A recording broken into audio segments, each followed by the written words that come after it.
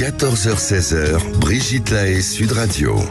Bonjour à tous, nous sommes ensemble durant ces 2 heures sur Sud Radio. L'amour, eh oui, l'amour. Voilà bien un mot qui veut dire beaucoup de choses, mais nous savons tous qu'il y a différentes sortes d'amour.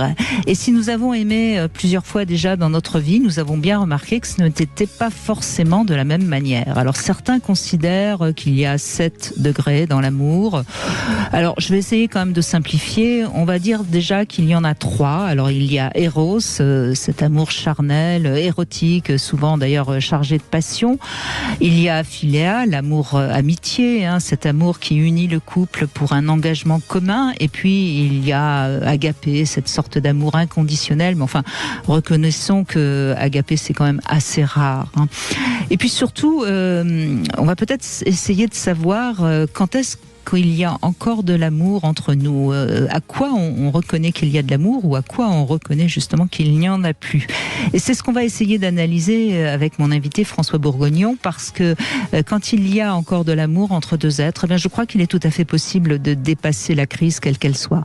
Et je crois qu'aujourd'hui, beaucoup de couples se quittent peut-être un peu trop vite. Bon, en tout cas, on va aussi essayer de tordre le cou à toutes ces croyances sur l'amour et peut-être aussi voir quelles sont les vérités auxquelles on ne peut pas renoncer quand on parle d'amour. Et puis bien sûr, on va parler peut-être de l'amour de soi. Tout ça, ça suffira pas. Je crois pas qu'avec 2 heures on aura assez. En tout cas, je vous invite à venir nous appeler pour évoquer justement l'amour que vous portez à votre partenaire ou pas d'ailleurs. Et bien sûr, notre numéro c'est le 0826 300 300. Bonjour François Bourgognon. Bonjour. C'est vaste sujet parce que finalement, les philosophes, les psychanalystes, les psychiatres, puisque vous êtes psychiatres, se sont penchés sur la question. Et il y a plein de définitions de l'amour, mais au fond, il n'y en a pas une qui soit universelle. Oui, c'est un sujet assez vertigineux. Peut-être pour débuter l'émission, moi j'aime bien cette distinction entre émotion et sentiment. Alors déjà, est-ce que l'amour est une émotion ? Non, je crois c'est important de répondre non. Tout à fait. En fait, on a tendance à dire que l'amour s'apparente plus à un sentiment. Alors c'est un peu schématique, mais on dit qu'une émotion c'est bref et public, c'est-à-dire que ça se voit sur notre visage, tandis qu'un sentiment c'est durable et privé, c'est-à-dire que ça appartient plus à notre intimité mentale, psychique, et c'est pas nécessairement inscrit sur notre visage. Et effectivement, même si en amour il y a des regards qui ne trompent pas, en fait il n'y a pas vraiment de visage de l'amour comme il y a un visage pour les émotions. Et c'est peut-être d'ailleurs les regards qui ne trompent pas, c'est peut-être des regards de désir ou de pulsion sexuelle et pas d'amour. Oui, tout à fait. C'est que dans les dessins animés, par exemple, quand on voit Tex Avery avec les yeux qui sortent et la langue qui se déroule, effectivement, ça fait plus ça entre en résonance avec plutôt le désir sexuel. Oui, je crois. Donc voilà, effectivement, il n'y a pas vraiment de visage de l'amour, comme il y a un visage pour la colère, pour la peur, pour la tristesse. D'ailleurs, quelle que soit la culture, ça c'est important de rappeler, quelqu'un qui est en colère, qu'il soit chinois, japonais, français. Je ne sais plus quel pays on peut citer. C'est pareil, qu'il soit noir, blanc, jaune, rouge. Tout à fait, ces expressions universelles, les émotions fondamentales dites universelles. On a un visage qui est à peu près, une expression faciale qui est la même, reconnaissable partout sur la planète. Et donc l'amour, on va pas retrouver ça, et en fait on dit que l'amour c'est plutôt un ensemble complexe d'émotions et de pensées particulières qui vont s'associer à la tendance à vouloir être en présence de l'être aimé. C'est très général, mais ça permet d'englober effectivement toutes les formes d'amour dont vous avez parlé en introduction. On peut ranger là-dedans l'amour filial, l'amour amitié, l'amour qu'on ressent dans le couple. Et après bien évidemment, il y a cette notion de désir sexuel qui vient s'ajouter. Alors il y a des idées comme ça, des croyances, par exemple l'amour rend aveugle. Donc celle-là c'est assez facile à comprendre, c'est la passion qui rend aveugle, c'est-à-dire que quand on est attiré par l'autre après un coup de foudre, on ne voit que ce qu'on a envie de voir et on voit finalement l'autre tel qu'on aimerait qu'il soit. Tout à fait. Alors moi j'aime bien faire le parallèle avec quelque chose de totalement différent, c'est de dire moi quand je suis en retard, j'ai l'impression de prendre tous les feux rouges. Alors Alors ça veut pas dire que je me les prends... je comprends bien. Ça veut pas dire que je me les prends plus que d'habitude. Il n'y a pas de raison d'ailleurs que je me les prenne plus que d'habitude, mais quand je suis en retard, mon orientation mentale sélectionne l'information qui va dans le sens de mon retard en fait. Et quand on est amoureux, quelque part, c'est un peu le même phénomène, c'est-à-dire que on va sélectionner l'information qui va dans le sens finalement de valoriser et de nos désirs, tout à fait. Donc il y a ça. Il y a aussi la croyance que quand on s'aime, tout va être facile. Non, l'amour demande du travail. Hein. Oui, sur la durée, en tout cas, ça demande du travail. Alors, effectivement, généralement, ce qu'on appelle la lune de miel, en fait, c'est tout se passe bien et on n'a pas vraiment besoin de faire d'efforts, mais c'est après que ça se complique un peu, quoi. Il y a beaucoup de croyances. Il y a aussi, alors, il y a des gens qui considèrent que c'est une croyance. Moi, je crois que c'est quand même un peu vrai, qu'il faut d'abord s'aimer soi-même pour pouvoir réussir en amour. Qu'est-ce que vous en dites, vous, en tant que psychiatre, vous qui avez beaucoup travaillé justement sur la confiance en soi, On sait que les personnes qui ont un trouble de l'estime d'elles-mêmes, une mésestime d'elles-mêmes, vont investir les relations d'une façon qui n'est pas sereine. Donc, et souvent dans un lien de dépendance. Donc, alors c'est pas que le fait de s'engager ou de prendre le risque de dépendre effectivement de quelqu'un est un problème, mais c'est quand on a le sentiment qu'on ne tient pas debout tout seul et qu'on a besoin de l'autre à ce moment-là, ça nous rend très fragile vis-à-vis de la relation et vis-à-vis de tout ce qui peut se passer. Donc effectivement. Et on risque de ne pas se respecter suffisamment juste par peur de perdre l'amour de l'autre. Absolument. Et donc c'est effectivement, c'est quand même un gage de sécurité pour nos relations. C'est aussi d'être capable de tenir debout tout seul et d'avoir un tant soit peu d'amour propre et d'estime de soi. Et alors, est-ce que vous êtes d'accord aussi avec cette formule, c'est pas parce que on aime l'autre qu'on va forcément lui donner ce qu'il a besoin, et on va plutôt donner ce qu'on croit ce que nous on a besoin? Oui, disons que moi j'aime bien les expressions parce que je trouve qu'il y a toujours un fond de vrai. On dit par exemple qui se ressemble s'assemble et les opposés s'attirent, donc qui sont deux citations totalement contradictoires. Mais il y a un peu de vrai dans les deux. Et il y a du vrai dans les deux, c'est-à-dire qui se ressemble s'assemble, pour moi c'est vraiment en termes de valeur, c'est-à-dire c'est impossible d'être dans une relation de couple et si on regarde pas dans la même direction. C'est sûr. Et les opposés s'attirent, c'est plus en termes de tempérament et souvent en fait on constate que des tempéraments... Oui, quelqu'un de très dépensier va plutôt choisir quelqu'un qui est radin, etc. Par exemple, ou quelqu'un de très évident. Ça canalise, si je puis dire, les excès de l'un et de l'autre. Tout à fait, donc du coup finalement quelque part on peut dire d'une certaine façon, souvent on a tendance à avoir le béguin pour des personnes qui nous aident aussi à trouver une forme d'équilibre en termes de fonctionnement, quoi. Alors, dernière idée reçue, puis après on va donner la parole à ceux qui nous écoutent, qui ont certainement beaucoup de choses à nous raconter, notamment Karen, je crois, qui va pas tarder à être en ligne avec nous. Est-ce que vous êtes d'accord quand on dit que le contraire de l'amour, c'est la haine ? Est-ce que le contraire de l'amour, c'est la haine ? En tout cas, c'est deux sentiments qui sont opposés, oui, qu'on oppose. Oui, moi j'aurais peut-être tendance à dire que, en tout cas, si c'est pas le contraire, on n'en est pas loin, quoi. Oui. Mais en fait, moi j'ai tendance à dire que le contraire de l'amour, c'est l'indifférence, parce que finalement, quand on est dans la haine quelque part, c'est qu'il y a encore de l'amour, non ? En tout cas, il y a de la colère, en tout cas. Oui, il y a de la colère, il y a encore une forme de lien, effectivement. Alors que l'indifférence, finalement, c'est ce qui se joue quand il n'y a plus du tout de relation. Oui. Donc, et d'ailleurs, c'est quelque chose sur lequel on travaille, en fait, quand les personnes viennent consulter dans des logiques de ce qu'on appelle des ruptures compliquées, c'est-à-dire de vraiment travailler sur l'irrémédiabilité de la rupture et d'arriver à une forme de quiétude, voilà, et après, si possible, d'indifférence, quoi. Alors il y a plusieurs indices comme ça qu'on va peut-être donner tout au long de ces 2 heures. Moi je vais déjà vous en donner une et puis je vous propose aussi François que vous donniez un indice. Par exemple, vous avez une très très bonne nouvelle qui vient de vous arriver. Si c'est pas votre partenaire que vous appelez pour lui annoncer en premier, c'est peut-être déjà qu'il y a plus tant d'amour que ça entre vous. Et je ne sais pas si vous êtes d'accord avec ça. Oui. Et je vous laisse en donner un d'indice aussi. Oui, et puis aussi en fait cette tendance, ce qu'on retrouve dans la définition l'expression que je donnais tout à l'heure, c'est cette tendance à vouloir être en présence ou à se rapprocher de l'être aimé. Voilà, c'est-à-dire que si à un moment, en fait, on se voit qu'on est en permanence à distance et qu'on n'y pense plus, qu'on n'a pas spécialement envie de se revoir, c'est quand même... Si on n'a plus envie de se toucher, c'est quand même un signe, je pense. Allez, on fait une petite pause. On attend vos appels au 0826 300 300. Venez nous parler d'amour. Et puis Karen, dans un instant, prendra la parole. 14h-16h, Brigitte Lahaie, Sud Radio. Nous sommes en compagnie de François Bourgognon. Vous vous souvenez, l'auteur de Ne laissez pas votre vie se terminer avant même de l'avoir commencé. Je sais que vous êtes nombreux à avoir apprécié énormément son livre. Et le dernier s'appelle Nuance, toujours aux éditions First.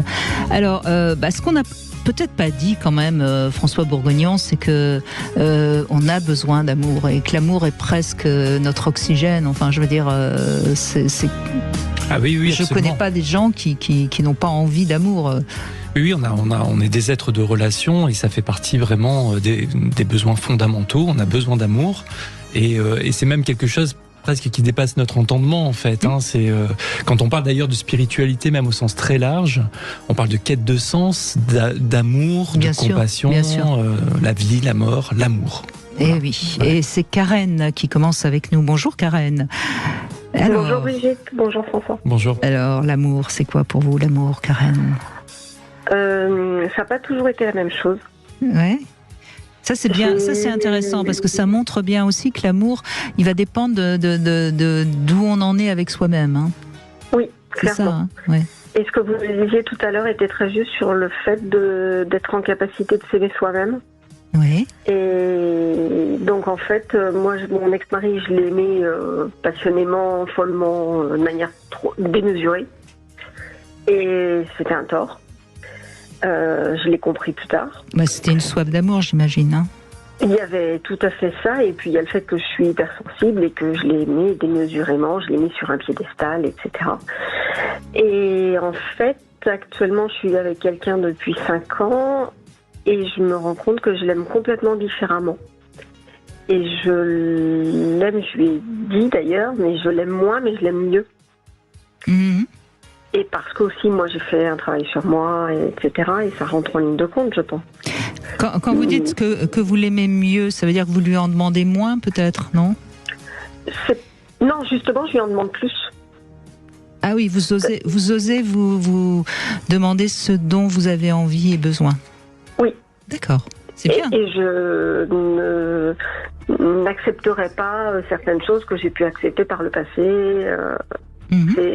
C'est à la fois vis-à-vis de lui, mais c'est à la fois vis-à-vis de moi aussi. Et je pense que ça permet d'avoir une relation aujourd'hui plus équilibrée. Et moi, je me sens beaucoup plus sereine dans cette relation.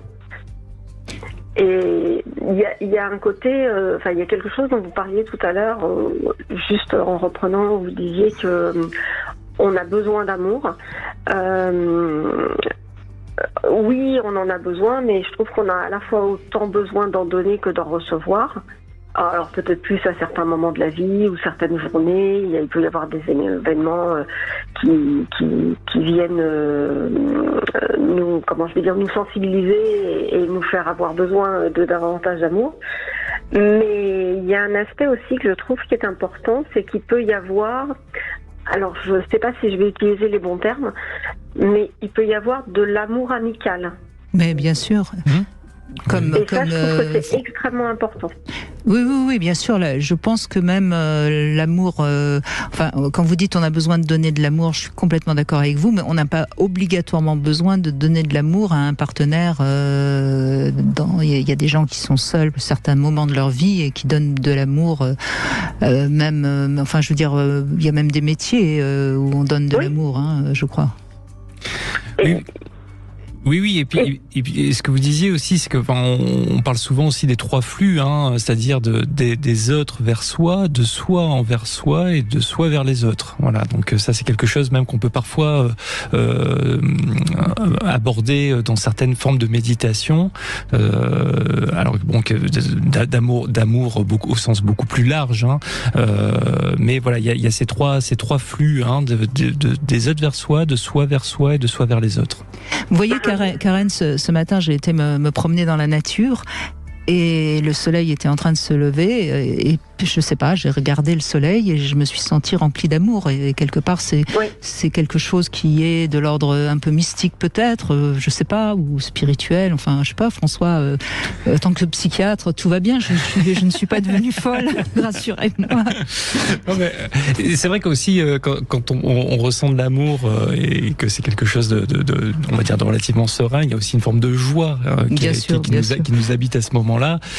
Et oui, effectivement, quand on touche des émotions de sérénité, de joie, voilà, ça peut aussi, on peut se sentir rempli d'amour. Et je crois que ça, c'est quelque chose peut-être qu'on devrait développer plus quand on a avec nos enfants, peut-être, pour les ouvrir à ça, de manière à ce que quand ils sont justement un peu seuls, ils puissent quand même se ressourcer d'amour, si je puis dire, non ? Oui, en tout cas, prendre des temps de présence, de contemplation, d'être capable de goûter des moments de sérénité, de paix. Effectivement, ça nous aide aussi à être beaucoup plus ouverts et disponibles pour les autres et pour les relations. C'est quelque chose qu'on aborde aussi souvent, c'est de dire que la souffrance a tendance à nous égocentrer. Alors c'est pas à nous égocentrer au sens narcissique du terme, c'est plutôt à dire que quand on souffre, on a tendance à tout prendre comme une agression, tout prendre contre soi, et finalement, du coup, être dans une forme de rejet épidermique des relations et des autres. Et bien évidemment, quand on va travailler sur notre capacité à nous stabiliser, eh bien, on va retrouver de la disponibilité pour les relations et pour investir, pour nourrir des relations amoureuses, amicales, etc. Qu'est-ce que vous en pensez, Karen ? Je suis tout à fait d'accord, et ça revient avec le fait de entre guillemets, on peut s'auto-nourrir d'amour. Et ce que vous disiez tout à l'heure sur un lever de soleil, ça peut être un moment avec un animal, ça peut être regarder la mer, etc. Ça apporte un profond bien-être et on peut se retrouver en état de sérénité qui nous permet justement de nous auto-nourrir de quelque chose qui peut ressembler à de l'amour. Alors est-ce que c'est de l'amour vis-à-vis de nous-mêmes ou est-ce que c'est le moment, ce que le moment nous procure? Peu importe. Ce qui compte, c'est que effectivement, ça nous apporte quelque chose de positif et qui nous permette d'avancer et d'être au contact des autres de manière agréable et de redispenser de l'amour. Ensuite. Oui, moi ce que je dis souvent, parce que j'en suis entièrement convaincu, c'est qu'il n'y a rien de plus précieux dans l'univers que l'attention et le temps. L'attention et le temps, et que quand on partage de l'attention et du temps avec quelqu'un, quelque part on n'est pas loin de la définition de l'amour en fait, c'est-à-dire, et d'ailleurs les enfants ne s'y trompent pas, ils demandent beaucoup d'attention et de temps à leurs parents, et voilà, ces temps de contemplation, de présence qu'on peut partager avec les gens qu'on aime, et bien évidemment ça nous connecte, et c'est quelque chose de très vivant et de très émotionnel. Ça me fait penser à un autre indice qui laisse à penser qu'on est encore en amour. Si en effet on est avec son partenaire et que tout d'un coup on est juste là ensemble et qu'on n'éprouve pas le besoin de se parler spécialement et qu'on n'est pas mal à l'aise de ne pas se parler, eh bien c'est qu'il y a peut-être encore ce flux d'amour qui circule entre nous. Tout à fait, d'être capable de partager juste des temps de présence et de silence, et d'être bien avec ça. Vous êtes d'accord, Karen ? Tout à fait, et ça va avec aussi comment on le manifeste. C'est-à-dire que ça peut être, comme vous disiez tout à l'heure, un regard. Il n'y a pas forcément besoin de parler, il n'y a pas forcément besoin de démonstration importante. Dans le quotidien, il y a des petites attentions, c'est faire attention à l'autre, mais aussi effectivement et surtout, moi je trouve que le regard est vraiment quelque chose de très très important. Et c'est être en amour avec l'autre sans gêne, sans arrière-pensée, sans la sérénité. Ce que vous dites est intéressant parce qu'en effet, la manière dont on regarde l'autre, si on est attentif à la manière dont on le regarde, justement, on sait si on l'aime encore ou pas. En tout cas, vous semblez être encore bien en amour, Karen, ça fait plaisir. Entre guillemets, il y a des gens qui s'aiment 40 ans, 50 ans plus tard, et il y en a qui s'aiment plus quelques années plus tard. Nous, c'est pas notre cas pour l'instant, donc tant mieux, j'en suis ravie. Ben oui. Merci en tout cas de ce témoignage, Karen. Merci beaucoup. On continue avec vous, bien sûr, sur Sud Radio 0826 300 300. Venez nous raconter comment vous aimez, ou si vous vous posez la question du fait que vous vous aimez peut-être plus, c'est le moment ou jamais de venir poser les questions à François Bourgognon qui est avec nous. D'amour ou de désamour, vous pouvez nous réagir bien sûr sur Sud Radio 0826 300 300. Et c'est Iris qui nous rejoint. Bonjour Iris. Bonjour Iris. Bonjour Iris, n'importe quoi. Bonjour François. Bonjour Brigitte. Bonjour. Je suis perturbée. Non, mais c'est bien. Un grand sujet. C'est bien. C'est un sujet qui fait que forcément on a tellement de choses à dire. On vous écoute. Allez-y Iris. Écoutez, ça me parlait bien de le dernier échange que vous avez eu tout à l'heure. Ça me parlait beaucoup parce qu'effectivement, quand on est en amour, on a envie de prendre soin indéfiniment de la personne en fait avec qui on est. On a envie de la respecter, de se respecter, d'avancer, de faire de jolies choses. Surtout quand on a eu une relation dans le passé qui était moins, je dirais pas honorable, mais moins agréable. On profite d'autant plus de cette chance qu'on peut avoir à un certain moment. Mmh. Et vous êtes actuellement dans ce cas de figure ? Dans l'amour, oui. Voilà, pour une grande chance. Parce que dans le cas, effectivement, du passé, c'était pas le cas. Donc essayer d'apporter à l'autre tout ce dont il a envie, besoin, hein, c'est ça ? Tout à fait. Mais est-ce que au point de vous oublier ou pas ? Non, justement, c'est ça. C'est la grande différence, de ne pas s'oublier, de se respecter et d'être justement dans un respect, de connaître, de voir le rythme de l'autre, de voir son rythme, de voir ce dont on a besoin. Alors là, je vais poser une question un peu intéressante. Ne répondez pas trop vite. Hein. Est-ce que vous pensez l'avoir choisi par rapport à ce que vous avez envie de donner, ou pas ? La question est intéressante parce que c'était pas moi qui l'ai choisi, c'est lui qui m'a choisi. D'accord, oui. Et donc, est-ce que vous pensez qu'il pourrait vous avoir choisi parce qu'il sentait que vous pouviez lui donner ce dont il a besoin ? Parce que moi, je crois beaucoup à notre inconscient, hein, qui nous joue des tours dans nos rencontres amoureuses. Je ne sais pas si vous êtes d'accord, François ? En tout cas, on voit que c'est une alchimie très complexe et que ça passe pas par des voies forcément très conscientes. Très rationnelles. Très rationnelles, oui, tout à fait. Là, j'entends respect de soi, respect de l'autre, être capable à un moment de s'investir affectivement et de dépendre de l'autre tout en restant autonome, vouloir préserver son bien-être et en même temps désirer le bien-être de l'autre. Donc voilà, il y a toute cette alchimie qui est vraiment complexe et bien évidemment qui passe pas par des voies extrêmement rationnelles. Mmh. Et donc, vous pensez qu'il vous a choisi parce que vous étiez celle qui pouvait lui apporter ce dont il a besoin ? Certainement. Alors, je ne peux pas parler, ça m'ennuie beaucoup de parler à sa place, mais en tout cas, de ce qu'il n'a pas peut-être pu donner ou reçu par le passé, oui. D'accord, oui. Donc, oui, bien sûr. Si en plus, ce que vous lui apportez, c'est des carences affectives de son enfance, certainement. Je parle pas forcément de l'enfance. Je parle plutôt la relation précédente. Oui. Voilà, tout à fait. Oui. D'accord, oui. Donc il a bien choisi. Il me semblerait, oui. Qu'on soit au rendez-vous, oui, tout à fait. Et est-ce que vous l'avez bien choisi ? Enfin, parce que à un moment donné, vous avez quand même accepté la relation, donc à un moment donné, vous le choisissez, hein, même si. Assez rapide, ça a été très chimique, effectivement, dans le sens.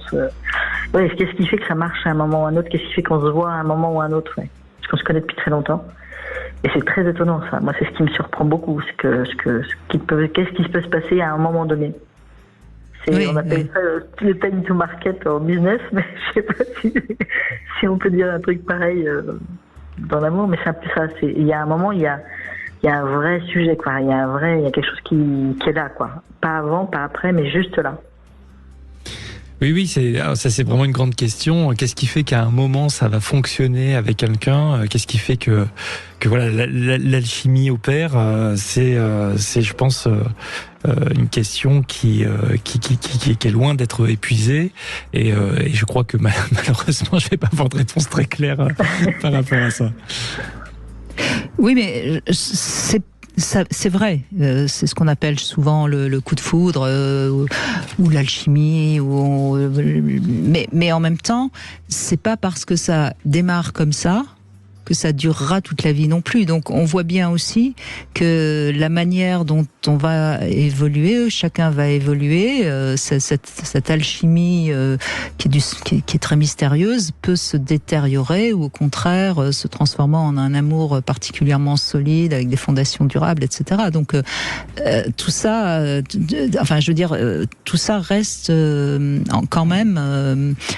Il faut pas fragile. Oui, voilà, c'est ça. C'est-à-dire qu'il faut être conscient que c'est pas parce qu'il y a eu cette alchimie extraordinaire et qu'on est parti vraiment sûr et d'ailleurs c'est pour ça que je dis souvent attention, même si c'est un coup de foudre, avant de vous marier, laissez passer quand même 18 mois parce que il y a des choses qui peuvent apparaître et qui me laisseront penser que la relation ne sera peut-être pas aussi durable qu'on pourrait l'espérer. Oui, et pourquoi 18 mois ? Parce que 18 mois, c'est le moment où le petit enfant commence à dire non. Ah, excellent.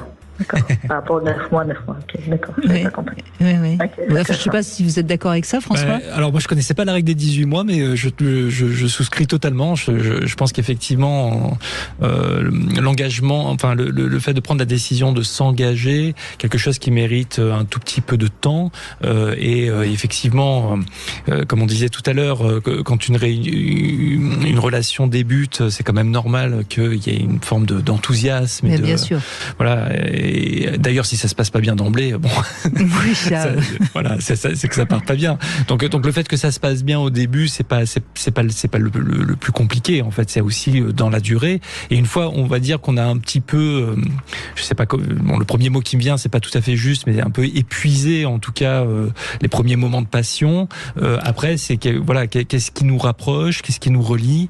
Est-ce qu'on a des valeurs communes? Est-ce qu'on regarde dans la même direction? Est-ce qu'on a le sentiment d'être respecté?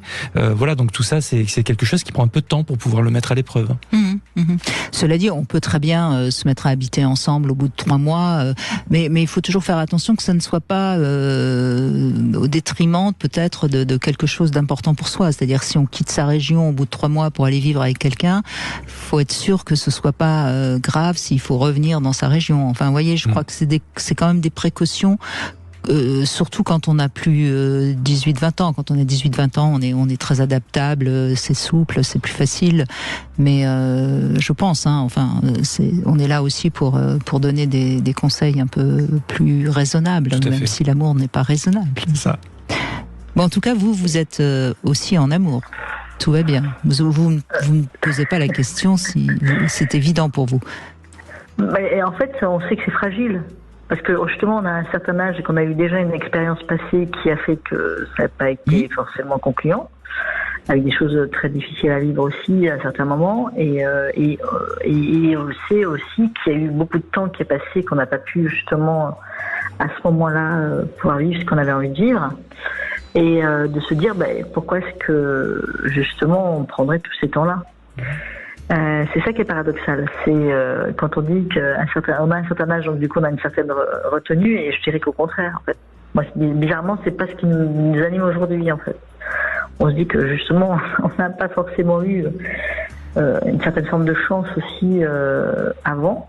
On a fait un travail aussi, je dirais, c'est pas arrivé par hasard, c'est qu'il y a eu un énorme travail fait aussi personnel, développement personnel et tout ça, qui permet aussi de se dire qu'il y a des choses intéressantes qui sont là et qui sont importantes d'être saisies en fait.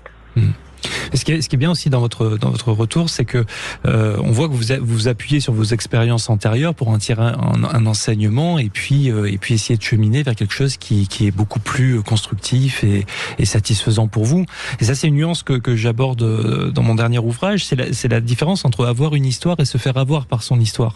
Parce que effectivement, ce qui va figer parfois certaines personnes, c'est d'avoir le sentiment que parce qu'elles n'ont eu que des relations difficiles ou douloureuses, alors elles ne sont condamnées qu'à répéter ou vivre des relations difficiles ou douloureuses. Alors qu'en fait, nos relations antérieures peuvent être aussi une source d'apprentissage pour ne pas répéter certaines erreurs, s'appuyer en fait sur elles pour ensuite essayer d'investir et de nourrir des relations beaucoup plus satisfaisantes. Il y a l'idée d'engagement aussi, je pense. Comment ? L'engagement, il y a l'idée de l'engagement aussi. Oui, parce l'engagement. que quand on sent qu'effectivement on a cette envie d'engagement aussi, je pense que ça change beaucoup les choses. Oui. C'est que, et ça, je pense que ça, c'est tout de suite, c'est-à-dire en termes de valeurs dont vous parliez tout à l'heure, il y a une notion aussi d'engagement et de valeur, c'est-à-dire que si on est calé sur ça... Oui, vous avez les mêmes valeurs, donc l'engagement vous paraît naturel et normal. Oui. Et du fait de se demander aussi, effectivement, de partager quelque chose dans cet engagement important. Ensemble, oui, bien sûr. Voilà. Eh ben merci Iris de ce joli témoignage, merci beaucoup. Merci. Allez, on va donner la parole à Marlène qui va répondre à 3 questions intimes et vous pourrez en poser une ensuite à François Bourgognon. Alors Marlène, première question, dans le domaine Bonjour Marlène, dans le domaine sexuel, est-ce que vous préférez donner ou recevoir ? Je préfère recevoir. Préférez recevoir. Ah bah ça c'est bien, ça me fait plaisir parce qu'en général les gens me répondent toujours qu'ils préfèrent donner. Non, il faut être un peu égocentré. Ouais. C'est bien. Vous avez bien raison. Je pense que si on a son plaisir, le plaisir va être partagé. Si la femme n'a pas de plaisir, l'homme va être un peu frustré. Vous avez raison, il y a plus de 90% des hommes qui ont besoin de voir que la femme prend du plaisir, donc vous avez tout compris. Deuxième question, est-ce qu'il vous est déjà arrivé d'avoir du désir pour quelqu'un de votre sexe ? Je me suis toujours un peu posé la question, mais je suis jamais passée à l'acte. Se poser la question, c'est peut-être y répondre déjà un petit peu par l'affirmative, hein. Peut-être, mais j'ai jamais été jusqu'à passer à l'acte. J'ai que des essais, des échanges, tout ça, mais jamais, jamais été jusqu'à me dire que peut-être que j'aurais autant de plaisir ou plus. Ça peut rester un fantasme, hein, de toute façon, c'est pas. Ça reste un fantasme. C'est bien aussi les fantasmes, hein, ça, c'est des boosters, comme on dit. Et dernière question, qu'est-ce que vous ne pouvez pas supporter chez un homme ? Sa froideur. Sa froideur. Et qu'est-ce que vous entendez par là ? Quand il a pas l'air sensible, c'est ça ? Ouais, voilà. Non, mais qui voit qu'il n'y a pas d'émotion, il n'y a pas de... Bon, c'est parce que je le vis en ce moment que je suis en plein dedans. D'accord, oui. Voilà, donc non, c'est quelqu'un qui n'a pas de... qui reste froid, qui a tout, qui est fermé de... Oui, d'accord. Ok. Il peut être ouvert dehors, mais pas à l'intérieur. Bon, vous pouvez poser une question à François Bourgognon, il vous écoute. Justement, savoir si l'âge de l'homme fait qu'il est plus ou moins sensible ou pas. Est-ce qu'en vieillissant, les hommes sont moins, on va dire, pas égocentriques, mais ils sont souvent tournés sur le sexe, mais sur la pénétration, et pas sur une forme sensuelle. Et donc, je voulais savoir si c'était par rapport à l'âge ou si c'était par rapport à l'homme, à certains hommes, et voilà. Est-ce que ça change ? Est-ce qu'on peut évoluer ou est-ce qu'on peut changer ou voilà. Je crois que fondamentalement on est tous doués d'évolution. Après, je pense qu'il n'y a pas de règle du tout absolue par rapport à ça. C'est-à-dire qu'il y a des personnes qui vont être beaucoup plus sensuelles et d'autres qui vont être beaucoup plus sur des formes de sexualité, j'ai envie de dire très basique. Ouais, on peut dire ça, ou basique. Voilà. Donc malheureusement, je crains de ne pas avoir de réponse plus précise que ça. Et voilà. À quel âge l'homme a des problèmes sexuels où justement il est obligé de se poser cette question-là ? Alors, c'est méchant presque. Qu'est-ce que vous attendez par problème sexuel ? Des pannes d'érection ? Oui, panne d'érection ou moins de désir, donc plus envie d'avoir des câlins et pas spécialement... Bon, écoutez Marlène, on va être plus clair avec vos questions pour pouvoir vous répondre. Donc vous restez à l'antenne, on fait une pause et puis je vais vous poser des questions plus directes, comme ça on pourra y répondre. Hein, à tout de suite. 14h-16h, Brigitte Lahaie, Sud Radio. Avec François Bourgognon, on parle d'amour aujourd'hui, des différentes formes d'amour, et peut-être aussi que la manière de faire l'amour, hein, puisque dans ce terme il y a aussi le mot amour, la manière de faire l'amour est révélatrice de cette capacité à aimer l'autre. Et il me semble, Marlène, que dans les questions que vous nous posez, il y a un petit peu un manque d'amour qui entre vous. Et on sait d'ailleurs que quand dans la sexualité on n'est pas tout à fait satisfait, eh bien ça peut nuire à la relation au fil du temps. Alors je crois que vous nous avez posé la question, donc je suppose que vous êtes actuellement avec un homme qui vous fait pas l'amour comme vous aimeriez. Oui, ou qui fait plus. J'ai l'impression que avant ça me convenait. Et depuis que j'ai eu les enfants et que je suis peut-être moins demandeuse, moins en demande, du coup, moi, j'ai pas envie de le faire. Donc, du coup, lui, il le fait pas. En fait, avant, c'est peut-être moi qui faisais l'initiative, peut-être. Je m'en rappelle plus. Mais en tout cas, en ce moment, oui, ça me plaît plus du tout. Alors, ça vous plaît plus du tout depuis combien de temps ? C'est après les 2 accouchements. Entre les 2, ça allait encore, mais j'ai enchaîné les 2 grossesses, oui. Retour de couche et j'ai refait. Et puis après, de moins en moins, après j'ai eu une chute d'organes. On m'a remonté tout ça et alors au début je disais que c'était à cause de ça, que ça je prenais pas de plaisir, j'aimais pas et puis j'avais pas d'envie. Et puis là tout doucement, après je me suis dit j'ai quand même essayé toute seule tout ça et toute seule ça va très bien. Donc non, c'est plus la façon qui s'y prend. Voilà, oui, mais est-ce qu'il s'y prend différemment par rapport à avant vos 2 accouchements ?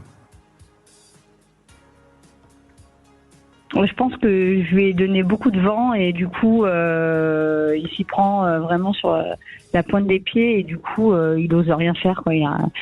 Parce que c'est vrai que je l'ai peut-être un petit peu... Et j'ai du mal à parler, en fait. Je comprends bien que vous avez du mal à parler, mais pour qu'on puisse vous aider, c'est important de comprendre. Ouais. Parce que je pense que là, je réfléchis en même temps et c'est vrai que ça me fait penser, en fait. Et du coup, peut-être que je suis aussi en cause, parce que j'ai toujours pris les devants, j'ai toujours été très initiative.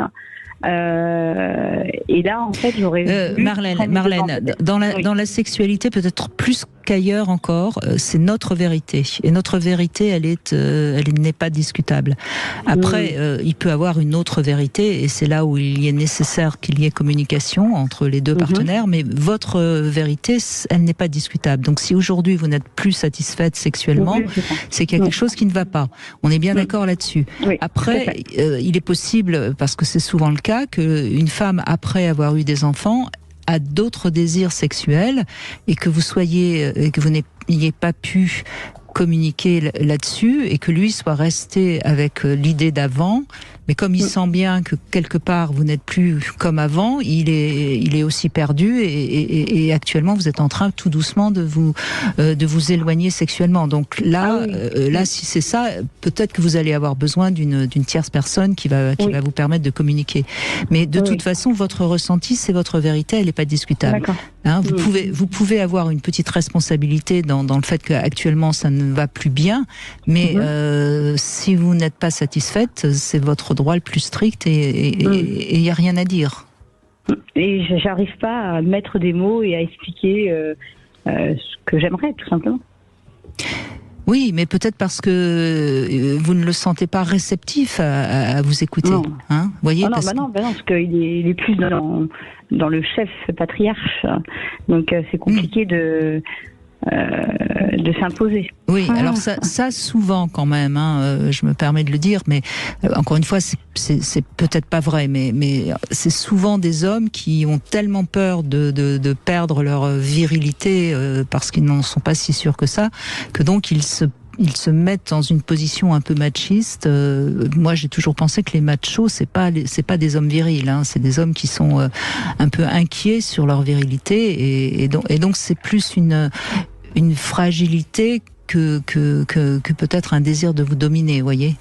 Parce qu'en plus, il avait accepté, si j'ai bien compris au début, que vous soyez plutôt quelqu'un qui prend les initiatives. Donc, Oui, non, mais avant, il était plutôt à m'écouter, pas à me rabaisser. C'est pas quelqu'un. Maintenant, j'ai l'impression que je suis moins que rien à ses yeux. Alors ça veut dire plutôt l'inverse. Oui, alors ça veut peut-être dire monter par rapport aux autres, à me montrer que j'étais bien. D'accord. Alors ça veut peut-être dire que là, il vous voit comme la mère de ses enfants et ça le renvoie à sa mère, qui n'a pas été suffisamment admirative, etc. Ah, oui. Et donc là, vous payez le prix de sa blessure d'enfant par rapport à sa mère. Est-ce que je crois, François Bourguignon, qu'on peut craindre que ce soit un peu ce qui est en train de se passer. Et sa mère n'a jamais été au sommet de sa gloire. Ouais. Pourtant, elle a tout porté, elle a tout fait, elle s'est remise à travailler après avoir fait 3 enfants, et elle n'a jamais eu ce qu'elle méritait, tout simplement. Et ça a toujours été le père qui a été le mieux, et le patriarche. Et en fait, lui, il devient un peu comme ça maintenant, mais il a perdu son père. Et ça serait peut-être à peu près au même moment. D'accord. C'est le moment du décès de son père qu'il a changé. Donc là, on est face à un homme qui a quelque chose qu'il n'a pas su dépasser, en quelque sorte, et du coup, vous en souffrez. François Bourguignon, qu'est-ce qu'on peut conseiller à part est-ce qu'il aille travailler sur lui? Oui, en tout cas, peut-être essayer de réouvrir une forme de dialogue autour de cette problématique. Alors, effectivement, ça peut être vous deux, ou demander l'aide d'une tierce personne, ou que lui aussi peut-être soit capable peut-être d'entendre qu'il a des difficultés actuellement, et que peut-être que ça vaudrait le coup qui demande un soutien. Voilà, mais en tout cas, c'est certain que ça risque, s'il n'y a pas de dialogue, ça risque peu d'évoluer, quoi. Ou en tout cas pas dans le bon sens. Ça risque même de se dégrader. Donc vous n'avez pas, là vous n'avez pas le choix. Il est indispensable que vous puissiez arriver à recommuniquer. Peut-être que dans un premier temps, déjà vous pouvez aller voir quelqu'un pour essayer de mieux comprendre ce qui s'est passé dans votre histoire, parce que puisque vous avez du mal, on voit bien là le fait de parler avec nous, il y a des choses qui s'éclairent pour vous.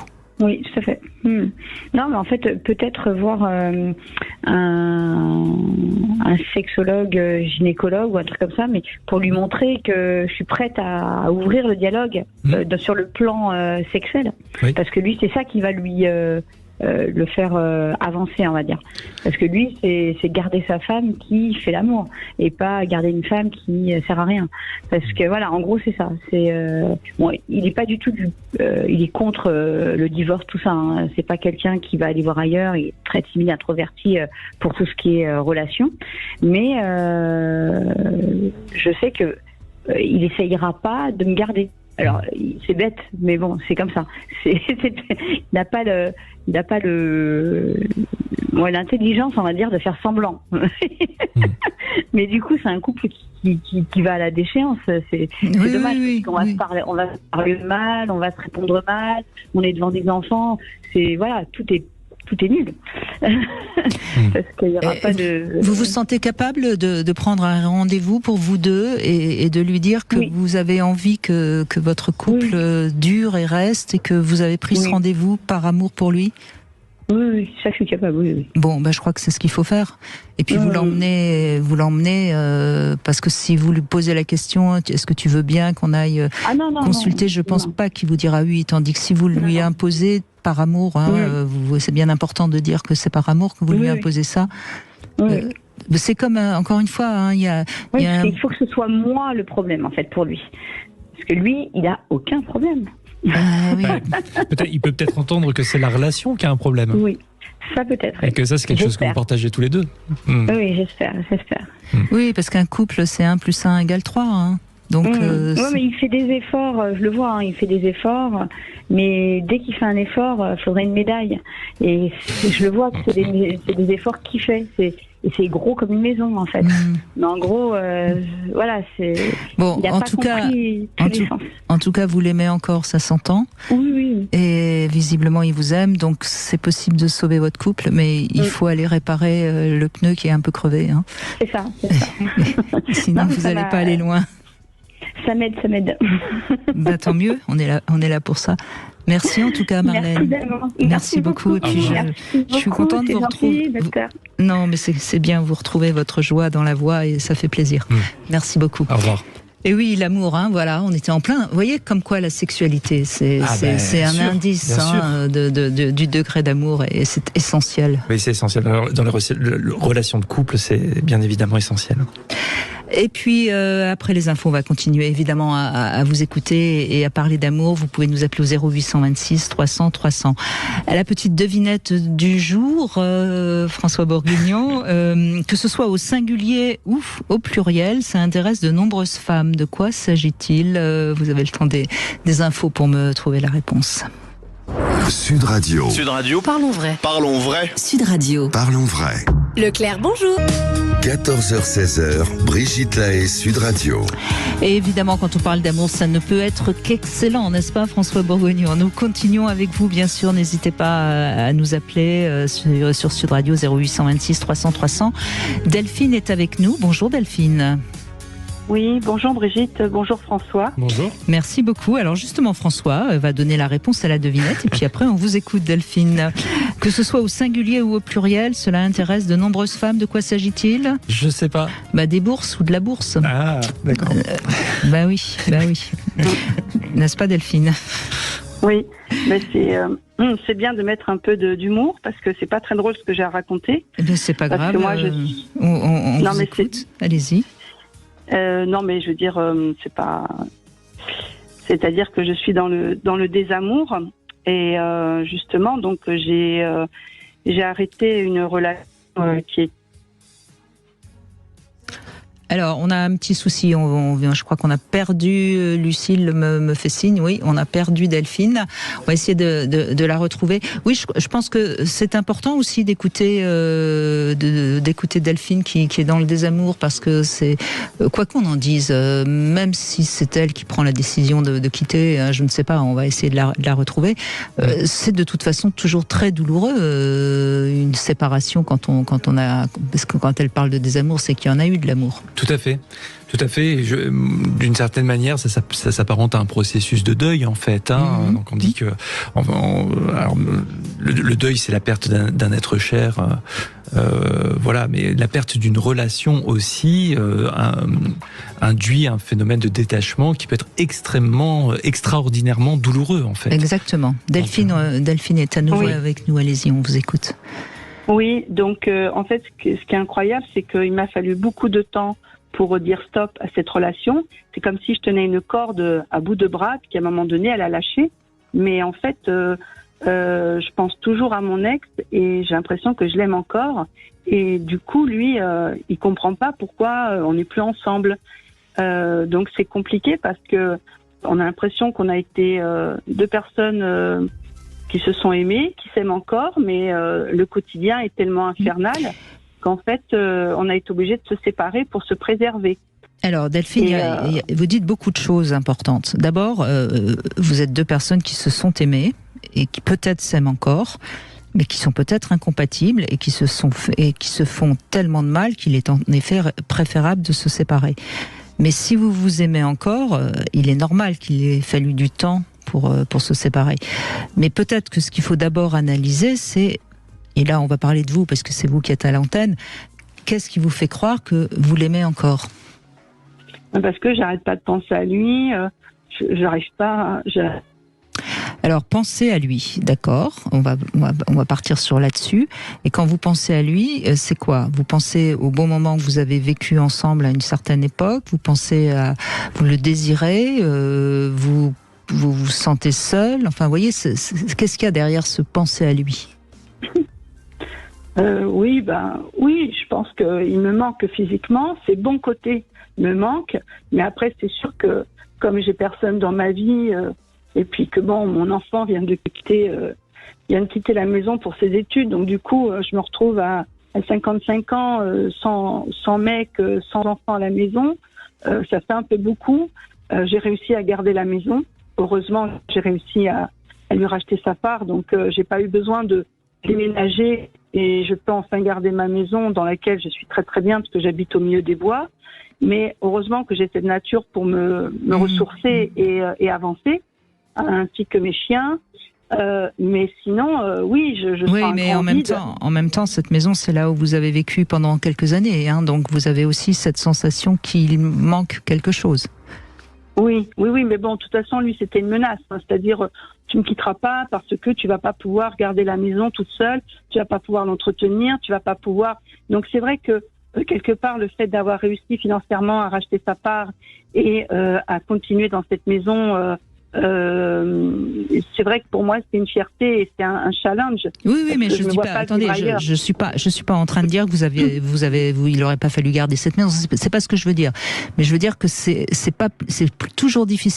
plus difficile de faire le deuil d'une relation lorsqu'on reste dans le lieu de cette relation. Oui. Voilà. Donc vous avez un paramètre de plus qui.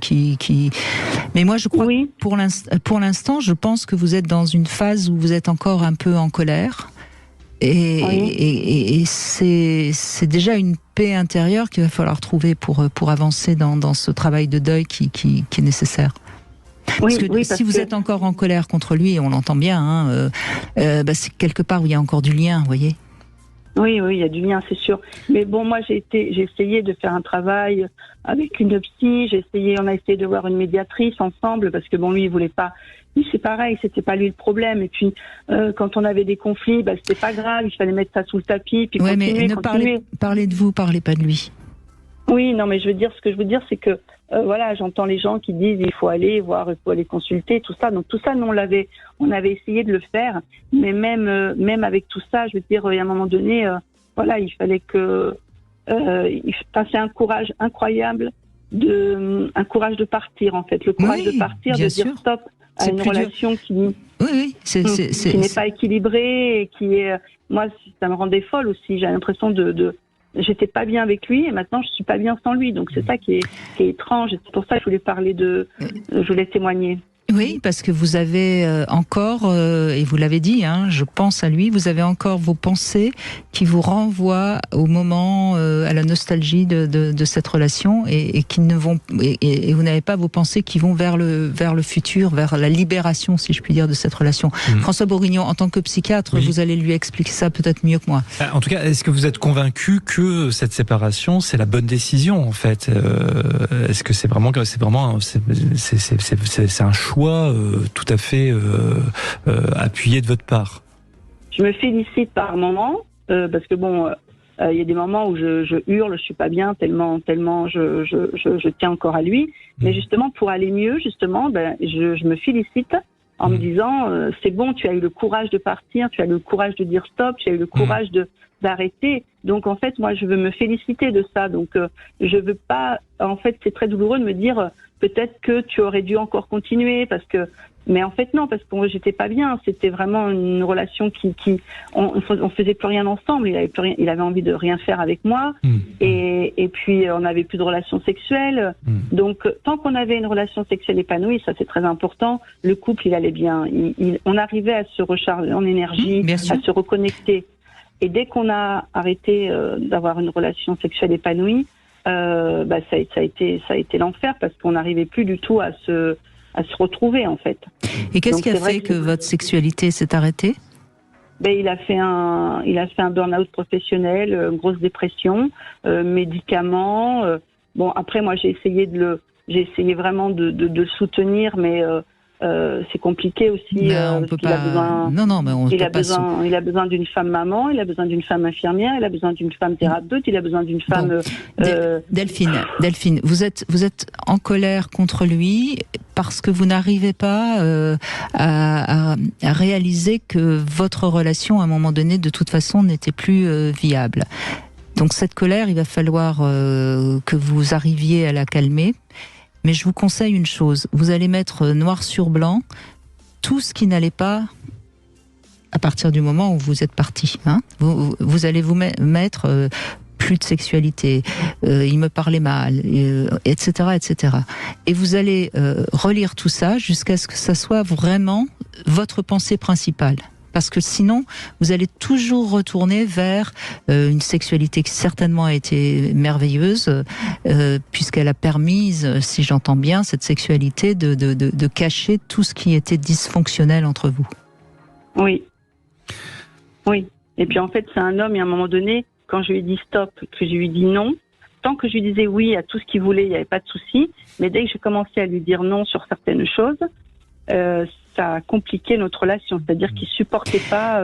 Vous êtes parti et c'est bien parce que vous vous êtes enfin respecté. Donc maintenant il faut que vous arriviez à ce que votre cerveau enregistre que vous aviez 100% raison de partir et qu'il n'y a rien à regretter. Mais pour ça, il faut que ce soit plus clair, hein, parce que pour l'instant, ça tourne pas toujours dans le bon sens. Après, si ça peut vous aider, la rupture sentimentale, on décrit 3 grandes phases. Il y a une phase de protestation au début, hein, et je pense que vous êtes encore un peu dedans. Ensuite, il y a une phase de désespoir, et enfin, il y a une phase de détachement. Et d'ailleurs, en thérapie, ça peut être le cas parfois, c'est qu'on travaille sur, entre guillemets, le fait de ne surtout plus entretenir l'espoir d'un retour de la relation telle qu'on l'a vécue ou telle qu'on l'a idéalisée. Alors ça peut passer par le fait, par exemple, d'enlever le numéro de téléphone, de ne plus regarder les photos, de ne plus relire les lettres, etc., etc. C'est-à-dire que, en fait, on essaye comportementalement de se mettre en phase avec la réalité que la relation n'existe plus. Et c'est la perte de l'espoir d'un retour en arrière qui nous permet ensuite de nous détacher et de revenir à la quiétude. Et tant qu'on est dans l'entretien de l'espoir ou d'une forme d'essayer à tout prix de maintenir en vie une relation qui ne l'est plus, c'est là qu'on se met souvent en difficulté et que, en fait, entre guillemets, on subit la douleur encore plus fort. Voilà Delphine, bon courage parce que c'est difficile, oui, c'est difficile d'accepter une rupture, mais vous êtes jeune, vous avez encore la possibilité de faire une autre rencontre, mais elle ne pourra se faire évidemment que lorsque la page sera vraiment tournée. Donc on vous souhaite de faire ce travail que vous pouvez faire déjà toute seule, hein, absolument. Merci Delphine. On continue, c'est important aussi de parler de désamour, hein, parce que c'est douloureux aussi le désamour, parfois même très douloureux. On fait une petite pause sur Sud Radio et on se retrouve dans un instant. Sud 16h, Brigitte Lahaie, Sud Radio. L'amour, on en parle avec François Bourgognon. Je rappelle votre titre du dernier livre, Nuances, aux éditions First, où vous montrez justement toutes ces nuances de notre vie d'être humain. Et c'est un très joli livre que je vous conseille si vous aimez les paroles de François Bourgognon. Isabelle, bonjour. Bonjour Brigitte, bonjour François. Bonjour. Alors, vaste question l'amour, hein. Oui, tout à fait. Moi, j'ai vécu plein d'expériences amoureuses, que je pense amoureuses. Cependant, aujourd'hui, avec le recul, je ne sais pas si j'ai vraiment aimé, parce que ça n'a jamais été pareil. J'ai été 20 ans avec le père de mes enfants. Et pendant 20 ans, moi, je pensais que c'était de l'amour, et puis on s'est désaimés, mais on était au final plus compagnons de vie que amoureux. Ensuite, j'ai vécu pendant 2 ans et demi une relation passionnelle avec quelqu'un, mais c'était tellement passionnel, tellement violent, tellement destructeur que j'ai mis de nombreuses années à m'en remettre, émotionnellement, physiquement. Enfin voilà, ça a été très très dur. J'ai surmonté tout ça. Aujourd'hui, donc cette relation-là passionnelle, c'était il y a 6 ans. J'ai pris du temps. Depuis, j'ai pas eu de relation longue avec quelqu'un, parce que j'ai voulu expérimenter plein de choses en fait. Et j'ai eu des relations basées uniquement sur le sexe, des relations presque sans sexe. Et au final, je me suis attachée aux gens, on s'est attachés, mais il n'y avait jamais, ce que moi je considère comme de l'amour en fait. Quelque chose qui libère, quelque chose qui nous permet de grandir, quelque chose qui nous permet d'être serein. J'ai toujours vécu des relations avec un peu d'inquiétude, avec un peu d'angoisse, avec un peu de stress. Là, je sors d'une relation d'1 an avec quelqu'un. C'était hyper apaisé, assez libre, mais au final, ça n'a pas marché plus que ça. Donc voilà, je m'interroge. Qu'est-ce que c'est que l'amour ? Aujourd'hui, je ne sais pas. Et oui, mais c'est une très très bonne question. Mais après, il n'est pas dit que toutes les relations dont vous parlez n'aient pas été de l'amour. Alors effectivement, en plus vous décrivez bien. C'est parce que c'est exactement comme ça qu'on nomme différents types d'amour. On parle d'amour compagnon, par exemple. L'amour compagnon, c'est un amour qui est qui est plutôt serein, voilà, où on est tendre, on désire le bien de l'autre. Après, il y a l'amour passionnel où vraiment là, il y a un attachement, mais il y a aussi une forte dimension de désir sexuel. Et puis après, il y a aussi le fait que une relation, c'est jamais quelque chose de totalement linéaire. Il y a des hauts et des bas. Et après, est-ce que c'est parce qu'à un moment une relation se termine qu'elle n'a pas été vraiment vivante et investie? Est-ce que c'est parce qu'il y a des hauts et des bas et que tout n'est pas merveilleux en permanence que la relation n'est pas bonne? Voilà, ça je pense qu'il faut prendre garde à pas non plus être dans un idéal qui nous empêche d'investir parfois des relations qui sont très très satisfaisantes malgré tout, quoi. Moi, ce que je trouve positif, vous voyez, Isabelle, chez vous, c'est que finalement, vous êtes capable tout le temps de vous réinvestir dans une relation. Alors après, c'est plus ou moins intense, c'est plus ou moins sexuel, ça dure plus ou moins longtemps, mais au fond, qu'importe, quoi. Oui, parce qu'en fait, pour moi, ce qui compte, c'est de repartir comme si je n'avais jamais aimé, comme si l'histoire, les autres histoires n'avaient pas existé. En fait, je m'offre la possibilité de repartir en fait sur une nouvelle expérience. Voilà, je vis l'histoire comme une expérience. En fait. Vous avez raison, parce que il y a quelque chose d'important à dire. Notre moi, il est tout le temps mouvant. C'est-à-dire que en fonction des personnes avec qui on va passer du temps, on va se transformer. Et à chaque nouvelle aventure, à chaque nouveau partenaire, vous n'êtes pas tout à fait la même. Et donc c'est à chaque fois quelque chose de nouveau, finalement. Oui, ça je l'ai ressenti, notamment parfois quand il y a des retours en arrière, quand on revoit un ex-compagnon et quand on se dit tiens, pourquoi pas maintenant, avec le recul, ça fait 2-3 ans, on s'est perdu de vue, et au final on a tellement changé que l'histoire elle a plus le même sens. Parce que c'était il y a 2 ans, on était dans un état émotionnel et c'était ce dont on avait besoin.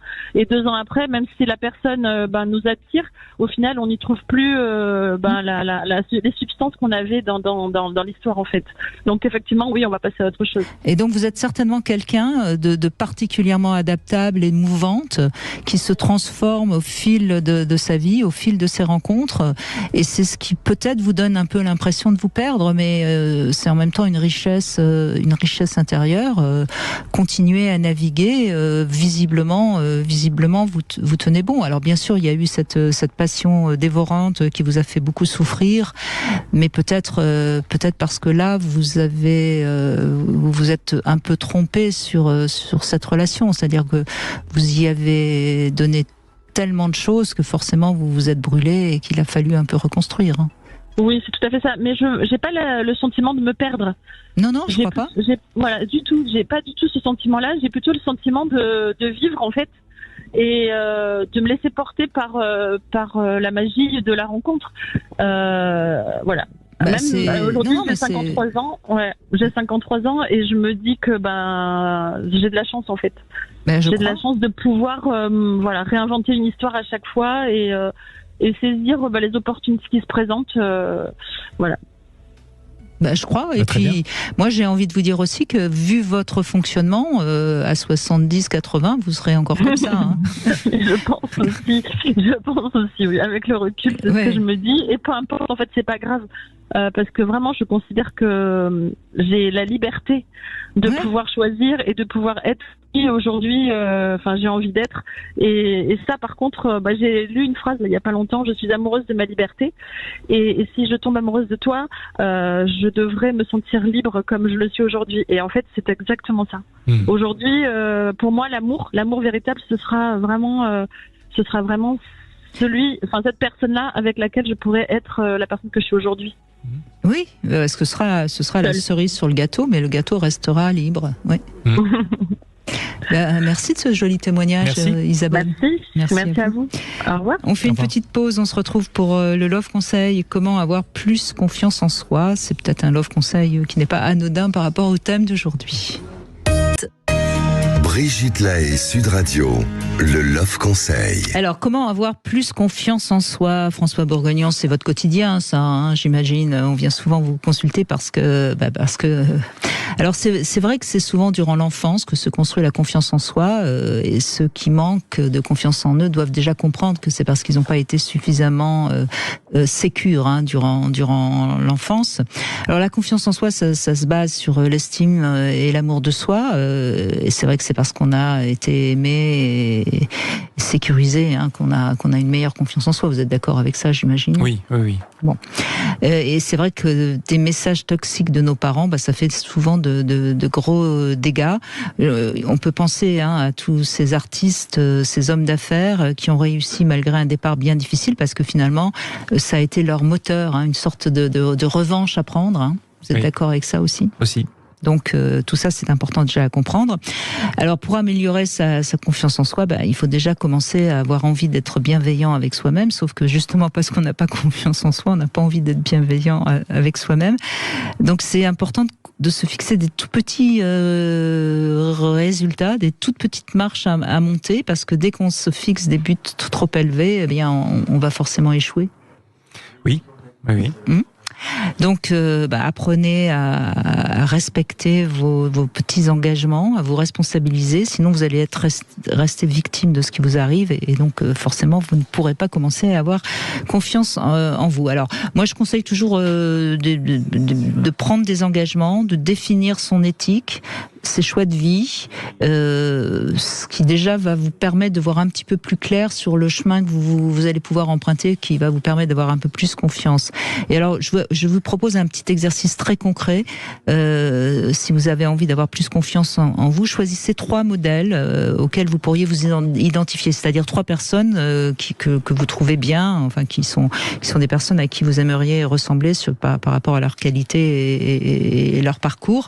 Et voyez ensuite ce que vous pourriez copier, parce que finalement on se construit toujours sur des modèles, et puis ensuite voyez en quoi vos parents ou votre entourage quand vous étiez plus jeune vous ont pas donné ces repères qui vous ont permis de vous construire et d'avoir confiance en vous. Et avec ce petit exercice qui est finalement très très simple, ça va peut-être vous permettre de voir un peu plus clair. Vous êtes d'accord avec cet exercice? Oui, tout à fait. Tout à fait. Et alors en complément par rapport à ce que vous venez de dire, moi j'aime bien. Alors bien évidemment, les expériences de l'enfance sont déterminantes par rapport à la construction de nos schémas de pensée, nos pensées automatiques, et notamment les pensées qu'on peut avoir sur nous-mêmes. Et on a tendance en fait très souvent à adhérer. C'est ce qu'on appelle le soi conceptualisé dans le modèle de psychothérapie que j'emploie, qui est la thérapie d'acceptation et d'engagement. Le soi conceptualisé, c'est la définition que l'on a de soi. Et en fait, on a tendance finalement à se comporter en conformité avec la définition qu'on a de soi, et à ne jamais, se remettre en question. Oui, ou en tout cas ne jamais chercher à déstabiliser cette définition qu'on a de soi. Parce que ça rassure, évidemment. Alors oui, ça rassure, mais quelque part, ça joue contre nous. Ça joue contre nous, parce que si par exemple j'ai la pensée que je suis pas doué socialement, ou que je suis anormalement timide, et que je me comporte en conformité avec cette pensée, eh bien évidemment, je ne vais prendre aucun risque pour déstabiliser cette définition que j'ai de moi, et je vais devenir exactement ce que dit ma pensée de moi, à savoir que je suis pas doué socialement.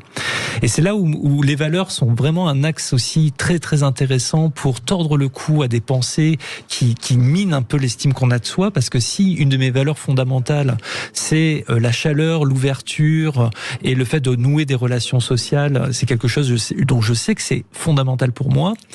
L'idée, c'est peut-être d'essayer d'orienter son attention plus vers ce qui est important pour moi que la définition que j'ai de moi. Et c'est en mettant mon énergie au service de ce qui compte pour moi, à savoir nouer des relations, et donc accepter, malgré le fait des invitations, etc., malgré le fait que ça m'angoisse ou que ma tête me dit que je ne suis pas doué socialement, que je vais pouvoir nouer des relations, tordre le cou à mes pensées et finalement devenir autre chose que ce que ma tête dit de moi. Voilà, donc ça peut être aussi un axe très intéressant. Pratique, évidemment. Victoire, bonjour. Bonjour Brigitte, bonjour à votre invité. Bonjour. François Bourguignon qui est avec nous. Alors vous avez reçu ce jouet intime qui colle sur la table. Il faut que je le décroche, le Dong.G Ultra Soft de la marque Hush, qu'on trouve sur l'enseigne ruedesplaisirs.com. Alors c'est un Godemiché à ventouse, hein, donc et la ventouse est efficace, hein, je vous confirme. Grosse ventouse. Oui, oui, oui. Alors, qu'est-ce que vous en pensez ? Alors avant tout, je trouve que c'est un bel objet. Quand je l'ai reçu, je me suis fait cette remarque.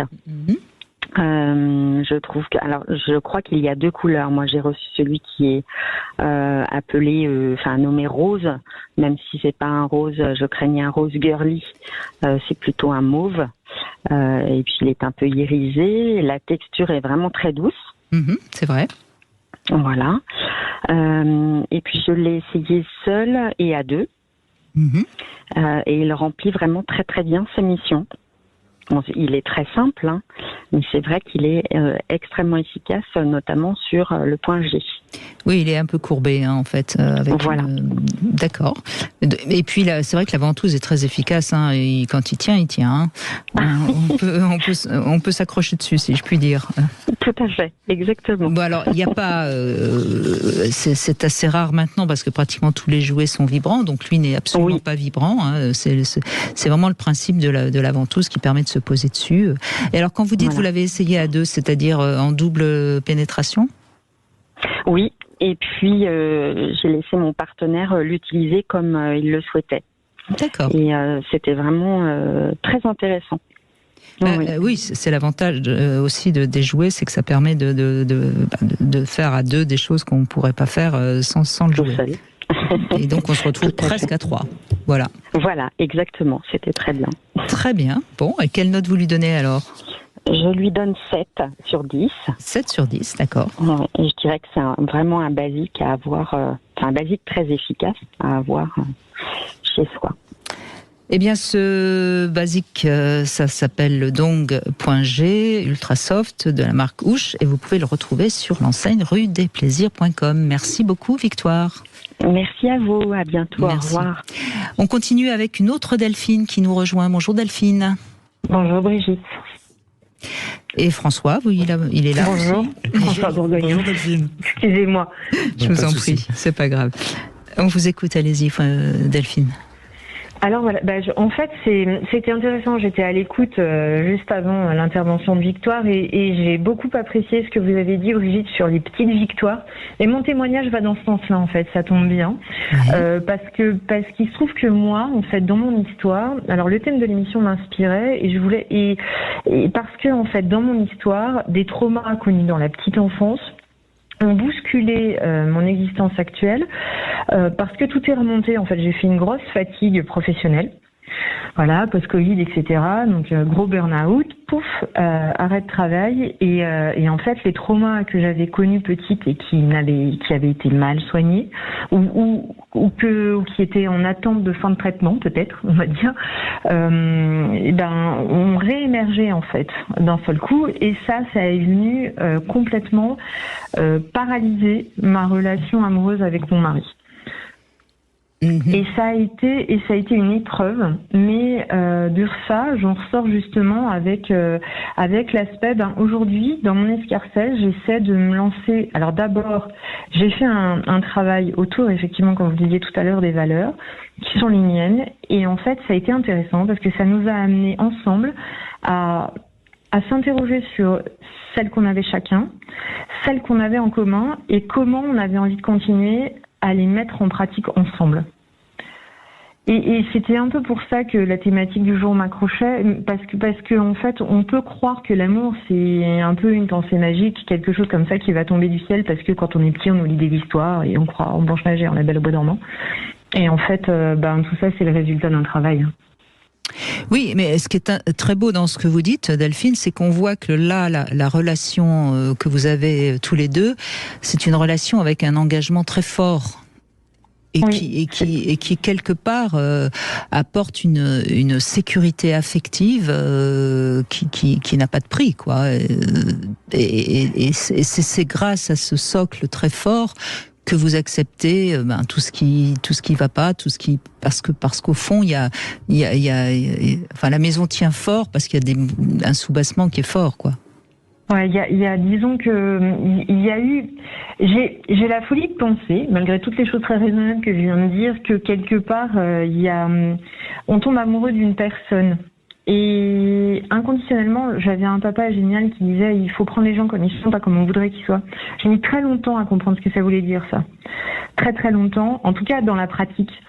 Mais je commence à le toucher du doigt et surtout à avoir envie de le mettre en pratique. Et ça demande c'est-à-dire que j'ai envie de dire, il y a presque quelque chose d'inconditionnel dans l'amour qui fait que une fois que ça c'est là, ce socle est là, ben après on compose avec. Alors ça veut pas dire qu'on doit tout accepter, hein, pas du tout. Au contraire, parce que l'amour, quelle que soit sa nature, que ce soit en amitié ou avec ses enfants ou avec son conjoint ou peu importe, son parent aussi, ben ça impose. Pour moi, l'amour impose le respect. Et dans le respect, il y a soi.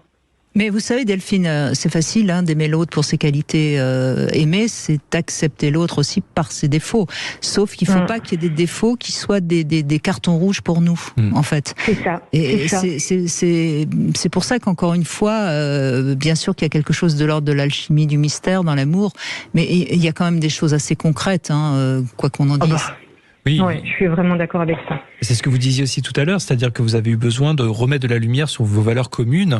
Et dans les cartons rouges, il y a ce qu'on pourrait appeler un conflit de valeurs indépassable. C'est-à-dire, voilà, c'est donc à commencer par des valeurs de respect de soi et de respect mutuel. Donc c'est très très bien. Enfin, moi je trouve que votre témoignage est parfait par rapport à tout ce qu'on a échangé depuis le début de l'émission. Parce que il y a cette colonne vertébrale autour des valeurs communes en fait qui pour moi est au centre d'une relation viable. Et d'ailleurs quand vous parlez de colonne vertébrale, en effet, si on a une colonne vertébrale qui va bien et qui tient bien, on tient bien debout. Donc votre couple il tient bien debout. Ouais, alors pour faire un jeu de mots, c'est drôle ce que vous dites parce que mon mari est quelqu'un qui souffre du dos depuis son plus jeune âge et pour écouter souvent vos émissions, Brigitte, je fais souvent des clins d'yeux à Michel Odoul parce que je l'ai découvert grâce à vous et j'essaie de semer des petites graines pour lui faire comprendre que le mal de dos, ça fait peut-être écho à des choses qui sont pas que physiologiques, mais il faudra un petit peu de temps. Et ça, c'est chacun son chemin. Oui, et puis c'est un homme, il est peut-être moins sensible à une interprétation plus symbolique de son mal de dos, mais sans doute que c'est quelqu'un qui fonce et qui avance et qui veut en faire quoi qu'il en soit et qui ne sait pas se reposer, se poser et prendre soin de lui, certainement. En tout cas, ce qui est sûr, c'est que des émissions comme les vôtres et des éclairages comme celui de Monsieur Bourgognon ou certains d'autres de vos autres invités sont, je trouve, des petites parenthèses nécessaires pour arriver justement à remettre un peu de lumière par petites touches comme ça dans le quotidien et à dérouler finalement, j'ai envie de dire, le fil de l'amour. En tout cas, essayer de le maintenir en vie le plus longtemps possible, quoi. Mais je crois qu'il faut pas oublier que c'est un petit peu d'investissement aussi et que rien n'est simple. C'est très joli, les histoires à l'eau de rose et les contes qu'on nous raconte quand on est tout petit. Ça fait écho certainement à des choses dont on a besoin pour se construire, mais ça suffit pas. Oui, c'est ce qu'on appelle la lune de miel, mais la lune de miel, on sait tous que ça dure qu'un temps et qu'après, effectivement, ça peut demander ou ça demande même quasi systématiquement des efforts et des ajustements. Mais ça vaut le coup quand la relation est belle. Mais en tout cas, bravo parce que de votre enfance avec des difficultés, vous en avez fait quelque chose. Vous vous êtes dit. Ça nécessite du travail et du coup vous avez une relation qui semble être pérenne, donc comme quoi. Oui, ça valait le coup. Ça valait le coup. Faut pas lâcher. Non. Mais vous savez, Delphine, je crois que on a tous dans la vie des épreuves, des conflits, et c'est ce qu'on va en faire qui compte. C'est pas croire que la vie est un long fleuve tranquille. C'est s'illusionner et tout mettre sur le dos de la société, des autres ou je ne sais quoi. C'est finalement vouloir rester victime et pas prendre ses responsabilités.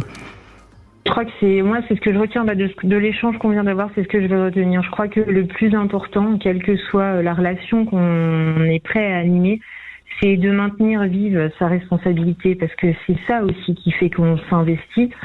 il suffit pas de consommer une relation, ça se consomme pas, ça s'anime en fait. Tout à fait.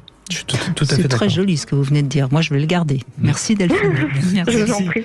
Et oui. Allez, on fait une petite pause et on va conclure avec Dalila. On n'aura eu que des femmes pour parler d'amour. Hein. Moi, je ne fais pas de, je ne dis rien de plus, hein, mais on a eu que des femmes. 14h-16h, Brigitte Lahaie, Sud Radio. François Bourguignon est avec nous. Je rappelle le titre de votre dernier livre, Nuances, aux éditions First. Et on va conclure avec Dalila, qui va nous raconter une histoire assez particulière, je crois. Bonjour Dalila. Allô, bonjour. Bonjour. Bonjour. Bonjour Brigitte, bonjour à votre invité, Monsieur Bourguignon, Bonjour. et à tous les éditeurs de Sud Radio, ma radio préférée. Ah, merci Dalila. Eh bien, alors racontez-nous, vous avez vécu une histoire assez particulière. Hein. Oui, comme j'ai dit à vos collègues tout à l'heure, c'était une rencontre à distance sur les réseaux avec une personne que j'ai jamais vue au jour d'aujourd'hui. Voilà. Donc vous êtes contacté il y a combien de temps? On s'est connus en octobre 2018. En 2018, d'accord. Oui, mais là, alors après, il y a eu. Donc vous n'êtes pas rencontrés? Non, c'était sur un groupe de parole comme ça sur un réseau social, et je tombe parce qu'ils viennent du même pays dont je suis originaire. Du coup, la première fois, je croyais que c'était une personne que je connaissais. Vous voyez. D'accord. Oui. Comme j'ai fait mes études là où j'ai vécu et tout. Et après, on a commencé à discuter. Finalement, la personne, elle vient du sud de l'Algérie. Moi, je viens des montagnes. Je suis algérienne d'origine, voilà. Voilà, on commence à discuter. Ah oui, vous êtes en France? Je dis oui, depuis combien d'années? Nanani, nanana. Et puis, sa première réaction, Brigitte, c'était non, ça m'intéresse pas. Enfin, c'était, voilà, c'est son avis. On n'a pas commencé à mettre en chose quoi que ce soit, mais non, c'était pas son truc de vivre à l'Europe. Mais apparemment, il a vécu déjà dans je sais plus où, 5 ans, et il est rentré s'installer définitivement en Algérie. Du coup, déjà, ça, j'ai pas pris déjà compte de ce drapeau rouge. Mais je suis restée comme ça, 3 mois, 6 mois, et voilà, on a comme si voilà. Et mais vous avez correspondu jusqu'à aujourd'hui?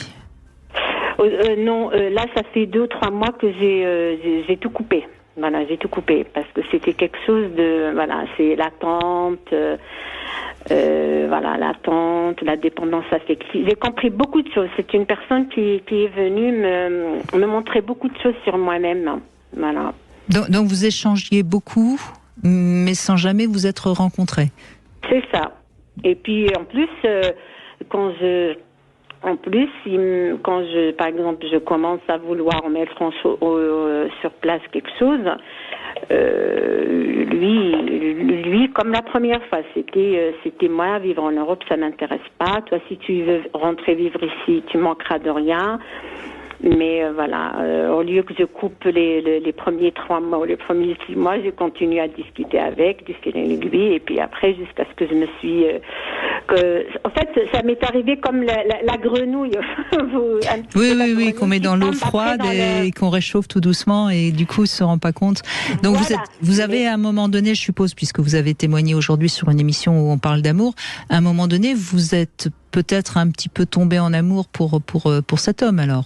Il y a eu des sentiments, oui. Mais moi, j'étais, même de sa part, hein. Mais c'était quelqu'un qui, on va dire, il a choisi la raison par rapport, je l'ai compris avec le temps, il est beaucoup plus famille, il est beaucoup plus enfant, puisqu'apparemment il est divorcé, il a 2 enfants. Voilà, par rapport à moi qui est un Mais est-ce que Dalila, est-ce que s'il avait accepté de venir par exemple en France, vous auriez accepté de le rencontrer, j'imagine? Bah oui. Oui. Donc en fait, il y avait Algérie une fois, mais je suis partie, sans le prévenir, 3 jours à l'avance parce que j'avais une urgence. Mais je suis restée que 10 jours. Et vous n'avez pas réussi à vous voir parce que vous n'étiez pas dans la même région. C'était pas le bon timing non plus. Mais il me disait,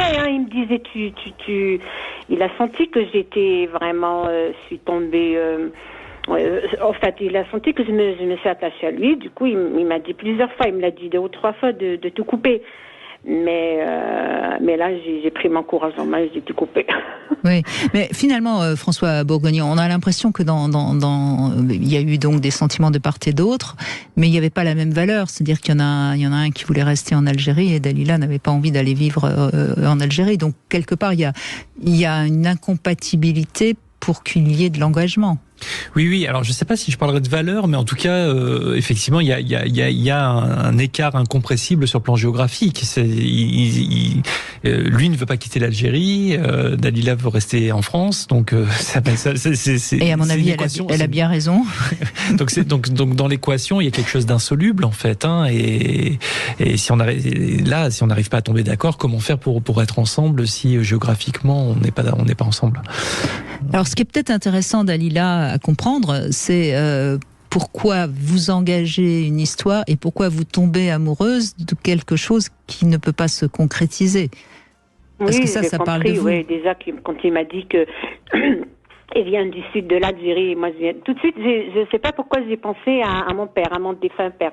Parce que moi, j'étais trop attachée à mon père. Il a travaillé dans le sud de l'Algérie. Du coup, il restait 45 jours pour rentrer à la maison, pour rester avec nous 15 jours. Donc, ça sent le complexe d'Oedipe, là, Dalila.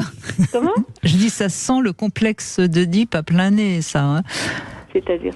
C'est-à-dire que il vous attire parce qu'il vous fait penser à votre père, à l'amour que vous aviez pour votre père, et comme vous avez un tel amour pour votre père qu'il n'est pas question d'avoir un amour concret, réalisable avec un autre homme. Ouais, bon. Oui, bon. Une expérience. Comment on dit ? Parce qu'il faut, c'est bien d'avoir un grand amour pour son père, mais à un moment donné, il faut pas que ça vous empêche d'avoir un vrai amour concret avec un autre homme. Hein. Oui, mais je vous parle pas que, il y avait de l'attachement, il y avait de la dépendance. Enfin, c'était comme je viens de vous dire au début, c'était de l'attente, c'était de l'espoir. Puis après, je me suis dit, de toute façon, lui, les 2-3 mois, il m'avait dit ça. Et après 5 ans, il me dit toujours la même chose. Bon, c'est ça, il faut prendre ça, c'est la réalité. Puis voilà, basta, j'ai tout coupé.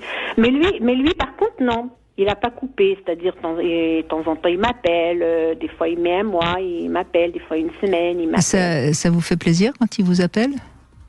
Ah non, il a nourri quand même, pour moi, il avait nourri un espoir. Non. Donc peut-être qu'il ne faut pas répondre quand il essaye de vous rejoindre. Oui, mais là j'ai tout coupé, ouais. Oui, c'est mieux parce que là il faut que vous passiez à autre chose. Oui. Ouais. Même si vous avez eu envie de nous appeler pour nous raconter ça, c'est que c'est quelque chose qui vous a énormément marqué, je suppose. Bah oui, mais on est resté à parler ensemble 5 ans et puis il y avait beaucoup de.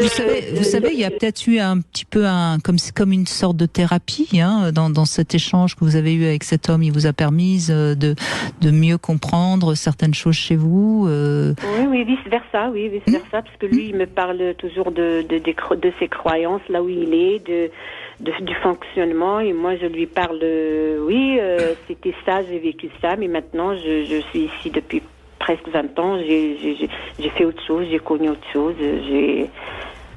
oui, c'était vice versa, c'est pour ça peut-être qu'il n'a pas coupé lui aussi. Oui, mais vous avez grandi plus vite que lui alors, peut-être. Comment ? Vous auriez grandi plus vite que lui, peut-être. Et je suis aussi plus grande que lui. C'est quelqu'un on a quand même un écart d'âge. Mm-hmm. Qu'est-ce que vous avez envie de dire pour conclure après le témoignage qui est aussi quelque part de l'amour, même si ça reste virtuel? Oui, en tout cas, c'est un premier pas dans la relation. C'est-à-dire, on commence à échanger. Alors, de façon à distance, par les réseaux, etc. Alors après, elle voit que effectivement, entre guillemets, le passage dans la vie réelle ou dans la concrétisation, dans le fait de se voir, n'est pas possible. Et puis, elle a pris sa décision. Et je pense que c'est très bien comme ça. Moi, par rapport à l'émission globalement, en fait, si je dois dire quelque chose pour conclure, j'ai beaucoup aimé ce qu'a dit Delphine sur la question de la responsabilité dans les relations, quand elle disait qu'une relation ça se consomme pas, ça s'anime. Je trouve que voilà, moi je garde cette phrase en conclusion comme un cadeau, voilà, par rapport à cette émission. Eh bien moi je suis ravie d'avoir animé cette émission pendant 2 heures qui parle d'amour, parce que finalement c'est peut-être la seule chose qui est essentielle dans notre vie. En tout cas c'est ce que j'aurais envie de dire en conclusion. Merci François Bourguignon. Merci. Votre livre s'appelle Nuance, c'est aux éditions First. Demain on est avec Jean-Charles Bouchou et on va parler du rapport entre la mort et le sexe. Voilà, c'est une façon peut-être de coller un tout petit peu à l'actualité. Tout de suite, bien sûr, vous retrouvez Alexandre Delovan.